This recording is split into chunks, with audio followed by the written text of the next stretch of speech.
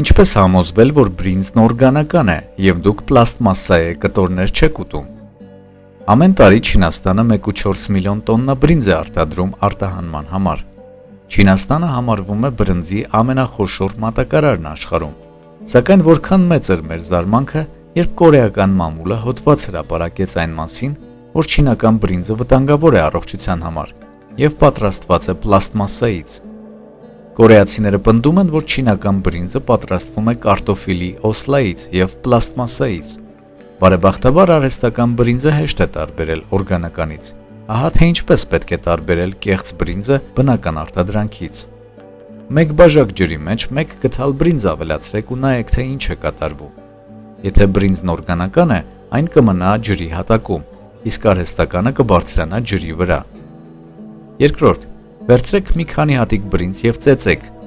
Եթե հատիկները վերածվեն սպիտակ փոշու, ապա բրինձն օրգանական է,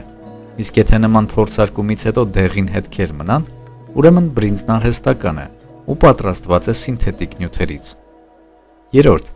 եթե բրինձի հատիկներն այրում եք կրակով և վերջինները սայրվում են, ապա որևէ դեպքում նման մթերք պետք չէ օգտագործել։ Չորրորդ, մի բուռ բրինձ եփեք ու լցրեք պլաստմասսայե տարայի մեջ և թողեք մի քանի օր։ Տարան չպետք է դնել սառնարանում, այլ պետք է թողնել որևէ տաք տեղում և սպասել։ Եթե բրինձի վրա բորբոս է հավաքվում, ապա այն օրգանական է և կարող եք հանգիստ օգտագործել սննդի մեջ։ Ցանկացած սննդամթերք օգտագործելուց առաջ համոզվեք, որ այն չի պարունակում արհեստական նյութեր։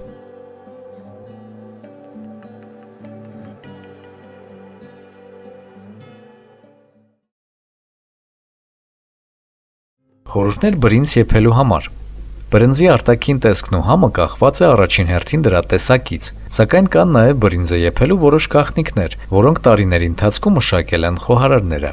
Բրինձը հարկավոր է նախապես լվանալ։ Արտերկրից ներմուծելիս բրինձի տեսքը պահպանելու համար այն պատում են գլյուկոզայով և տալկով։ Այդ պատճառով խորհուրդ է տրվում եփելուց առաջ անպայման լվանալ բրինձը տալկը հեռացնելու համար։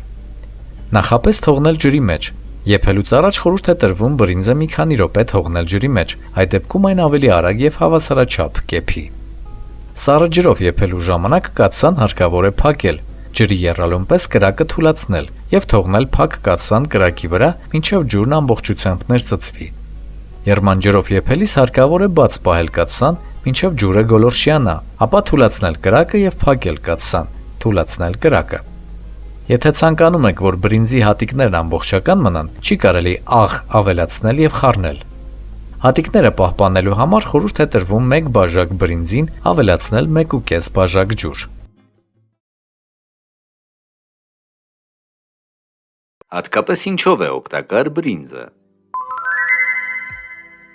Բրինձն աշխարհի ամենահայտնի սննդատեսակներից մեկն է, որն օժտված է օգտակար բազմաթիվ հատկանիշներով։ Այն ածխաջրերի շտեմարան է, որ օրգանիզմին մեծ էներգիա է փոխանցում։